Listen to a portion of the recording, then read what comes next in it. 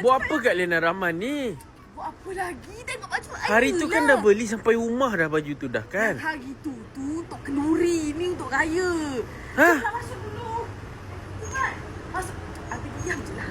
Nanti orang tengok Abi. Nanti orang judge. Budak ni tak ada duit ni. Memekak je. Dah Abi diam je budak.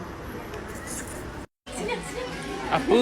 Ya warna dia pun cantik kan? Yang ni macam saiz Abi dia. Cuba tengok. Kam. Yang tema kita baju kan Rich Brown. Yang ni tak apa. Ni 6-7 nanti boleh pakai. Kam tengok. 6-7? Cantik kan? Cantik kan yang kan? Tak nak lah. Yang ni budak-budak pada ni. Yang ni yang lelaki punya. Abi, cantik Abi kan? Meletup ya. Ni dah macam baju nikah dah sayang. Sebab dia macam baju nikah lah kita kena ambil. All hot. Ha.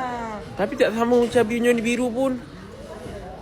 Tak apa, nanti cari warna biru lain Yang, baju-baju macam ni awak beli nanti-nantilah. Dah nak raya pun lah beli. Kenapanya ya? Nanti habis lah. Badan saya tu makin lama makin besar. Tahun lepas tak apalah beli awal. Tahun ni sebelum raya seminggu kita beli, okey? Anoi, sampai hati cakap baju orang besar. Sayang, buat apa pula dekat sini? Mengajuk pula lah. Yelah, pergilah cuba 3-4 pasang pergi ambil terus. Suka hati sayang lah. Betul. Pergilah ambil 3-4 pasang ambil bayar. Pergi cuba dulu. Ya, cantik tak yang? Cantik. Warna ni okey tak? Kena. Tapi biru ni tak kena sayang. Cuba lain. Warna lain? Warna lain. Gelap sikit? Ah. Okey, jap. Yang ni cantik tak yang? Ni barulah cantik. Nampak manis. Manis. Ha. Pusing Cuba pusing sikit. Tapi kan Abi kata ambil colour yang pekat sikit. Ni colour cerah. Pekat lah ni tak? Lain? Lain? Tapi ni cantik. Nampak manis. Ha kan?